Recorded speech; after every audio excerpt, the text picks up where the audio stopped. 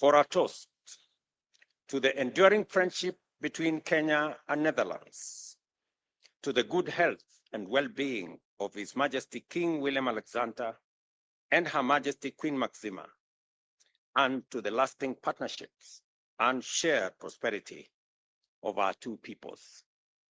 Cheers.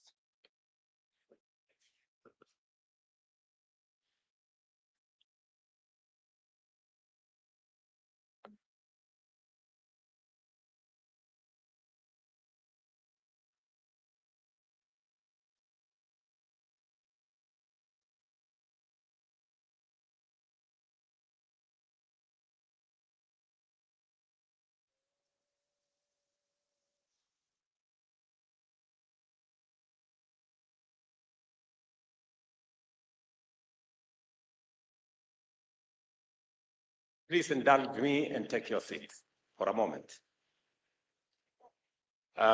Before I invite His Majesty, allow me, because we have a citizen of Netherlands in our midst who also has made huge contribution, both as the leader of GCA and also the Chancellor of the premier university in Kenya, the University of Nairobi, to make very brief remarks before I invite His Majesty. Can he be? Just wait.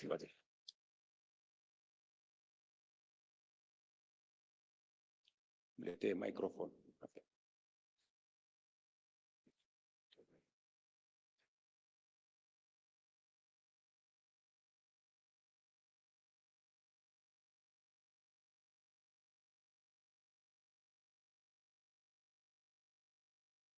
Building bridges, not walls. Bridges, not walls. That, Your Majesties, King Willem-Alexander, Queen Maxima. That, Your Excellency, President William RUTO. That, distinguished guests. That is in the words of Kenya's founding president, Jomo Kenyatta. And that is precisely why we're all here today. Bridges, not walls. Madaraja, Sikuta. Or in Dutch, bruggen, geen muren. My name indeed is Patrick Verkooyen. I'm the president and CEO of the Global Center on Adaptation. And I'm also honored, Mr. President, to be appointed by you as Chancellor of the University of Nairobi. And in addition, Mr. President, as a national of the Netherlands, I'm likewise a proud subject of their majesties indeed. And Your Majesty, Queen Maxima, you, if I may address you directly, you are the United Nations advocate for inclusive finance. You, madam, you are the voice of the voiceless, building bridges, not walls.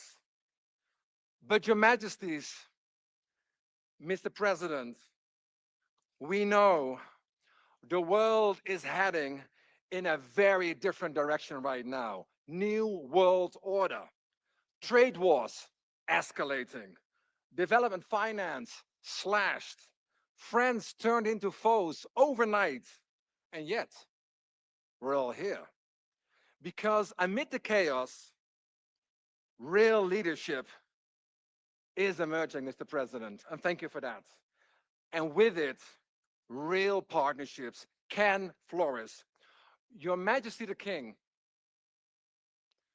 sir, you were the one who in New York in September 2021, you forged a global movement to adapt our world to our climate in crisis.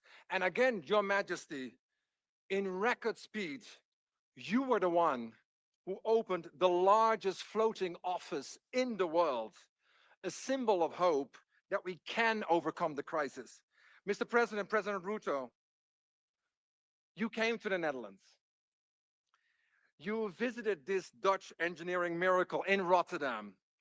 And you said to me, if I can disclose, Patrick, I'm not really a swimmer. I'm a runner. And as you said, Mr. President, we're running out of time because for Africa to be the resilient growth engine of the world, it has to be resilient to the climate shocks. And Mr. President, you showed all of us, not just here in Kenya, not just in Africa, but across the globe, what it means to run. Because in record time, you welcomed the Global Center on Adaptation here in Kenya. And that's very, that we're so proud of your hosting arrangement. And for their majesties, it's important to realize, and for the Minister of Foreign Affairs of the Netherlands and the Minister of Development Cooperation of the Netherlands, it's important to realize it is the first ever dual headquarter of any global organization. It's not just the Africa office, it's a partnership between Kenya and the Netherlands, celebrated by you, Mr. President. Thank you so much. Building bridges, not walls. Now, in closing, as a friend of Kenya and as the head of the university, your alma mater, Mr. President, I have learned a thing or two about collaboration. Think about it. Of the 1 million graduates of this nation each year, only 1 in 4 lands a formal job. But what about the others? Where will they go? Think about it. Some took to the streets, which we saw last year. Others make it as far as Europe. But if that trickle becomes a tsunami, no wall will be high enough to contain it. And because, as you said, Mr. President, we need to harness the demographic dividend, not fight it. And for that, here in Kenya, here in Africa, we need 3 things: jobs, jobs, jobs. And that's why you, Mr. President, you launched the Big 5 agenda for all universities here on this continent. In closing, the irony is, the sad thing is, many of the students here in Kenya, many of the students here at the University of Nairobi, they are already working highly skilled side jobs. And Madam Majesty, you know in what? Writing papers, not for themselves, not for their classmates, no, for Ivy League students in the United States to make a buck or two. Think about it. That's digital economy globalized and localized. And last November, in closing, Mr. President, you launched here, Silicon Savannah, right here in Nairobi, to turbocharge Africa's digital revolution. So for the business leaders from the Netherlands here tonight, I have one message for you. There is incredible untapped potential here in this great nation, in the digital economy, in high-tech, fintech, agri-tech, agribiz, much more, if only we build the bridges. And as a Dutchman, I'm here to say, Mr. President, although we may have earned a reputation for going Dutch, we're always open for business, for trade, for commerce. Both our nations, so much to gain through bridges, not walls. Madaraja, Sikuta, bruggen, geen muren. So your majesties, Mr. President, in a divided world, we play defense and we leave chips on the table. But in a united world, Mr. President, which you lead, we're all in, everything to win. In a divided world, fearing our neighbors, we build walls. But Mr. President, as you lead in a united world, joining forces, we build bridges. Mr. President, your majesties, bridges, not walls. And with that, Kenya, unstoppable. The Netherlands, unstoppable. Together, unstoppable. I thank you. Asante sana. Thank you very much indeed.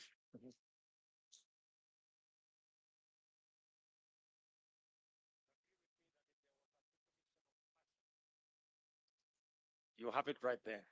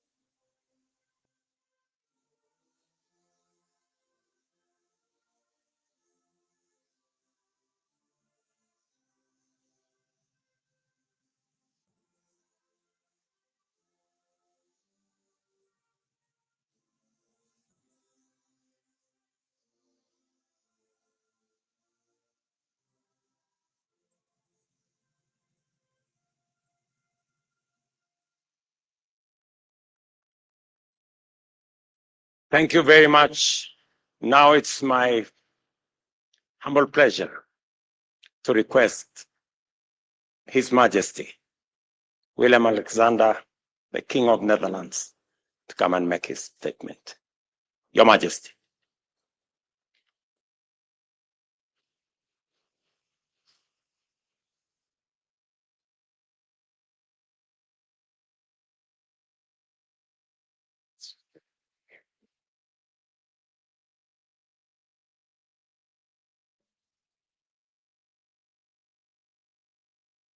Mr. President, Mrs. RUTO, ladies and gentlemen. Mr. President, thank you for your kind words and for your warm welcome that the Queen and I have received here today. This is our second state visit to the African continent, and we're delighted to be visiting your country, the beautiful and dynamic Kenya. My love of Africa was passed down to me at a young age by my father, who spent 10 years of his childhood in then Tanganyika. I myself got to know this part of Africa, and Kenya in particular, in the 1980s and 90s. First as a pilot for AMREF Flying Doctors, and later as a pilot for Kenya Wildlife Service, where my work included protecting elephants from poachers in Meru National Park. In fact, if I even start to thinking back, first of all, the only pilot's license I ever had was not a Dutch pilot's license, was a Kenyan license, and the number was Y2294PL. Given to me by Gladys at DCA, first floor, first office on the left. I remember exactly of 1989 when I went there. So it is an important part of my heart. Seeing Kenya from the air is simply magical. The lights, the colors, the wide vistas. But Kenya from the ground is even more impressive, because there you experience the incredible power of the people who live here and work this land. For 61 years, our countries have enjoyed close diplomatic ties, ties that we cherish. The future belongs to Kenya. You can sense the self-confidence of its people. There's so much talent here, so much potential. Millions of young Kenyans are eager to contribute to their country's further development. These self-assured and enterprising people are the engine driving Kenya forward. That enterprising spirit is something the Dutch recognize. It's what makes our relationship so balanced and successful. You can see this in practice in our economies, which are growing ever more connected. We are Kenya's third largest export market worldwide, bigger than all the other EU countries combined. And we're one of Kenya's top 5 investors, promoting trade, embracing innovation, and pursuing opportunities. These are endeavors that unite us. And it's not only our economic goals that unite us. We are both committed to promoting security and stability in Africa and the wider world. Together, we're working to combat terrorist networks that seek to undermine our societies. We're joining forces in maritime operations to keep our shipping routes safe. And we're supporting the UN in its vital work supporting peace. You are home to no fewer than 34 UN agencies, an impressive figure indeed. Stability, peace, and mutual trust cannot be achieved without the rule of law, good governance, and respect for human rights. Freedom of expression and due process are laid down as key principles in your constitution and in ours. Safeguarding these principles and implementing them in practice is an ongoing task for us both. The democratic legal order is always work in progress. You are aware of our concerns regarding reports of abductions and impunity. As equal partners, we can discuss such issues candidly. We encourage all efforts aimed at ensuring accountability for human rights violations. Kenya has a treasure trove of human capital at its disposal. Young Kenyans want to be taken seriously, to work as free citizens on building the future of their country. Today, we spoke to a number of them and listened to their stories. One of Africa's unique strengths is the deeply rooted tradition of involving communities in decision making and seeking consensus. This wonderful country can grow even stronger by allowing scope for contributions from all its people, sitting down and talking until a consensus is reached. We're grateful for the opportunity to hear about the experiences of Kenyans from all walks of life. Every strong relationship is based on the ability to listen, and that too is why we are here. Much of what we're hearing strikes a chord with us because we're dealing with many of the same issues in the Netherlands. Take your concerns about the future of farming and horticulture in a time of climate change, and about robust, sustainable water management. In the past, I visited Kenya, often as chair of the UN Secretary General Advisory Board on Water and Sanitation. I saw for myself the impact of climate change on the lives not just of farmers, but of people in cities too. It's important that we continue working to combine Dutch and Kenyan expertise on water. And with that in mind, I'm pleased that a number of leading companies and institutions have traveled with us to Kenya. Clear evidence that we hope to deepen our cooperation across the board. In times of uncertainty, when large parts of the world are facing tensions and conflicts, dialogue and partnerships are essential. For over 60 years, Kenya and the Netherlands have shown how strong the ties between Africa and Europe and how successful our cooperation has been. As members of bodies like the UN Human Rights Council, we meet each other in the global arena.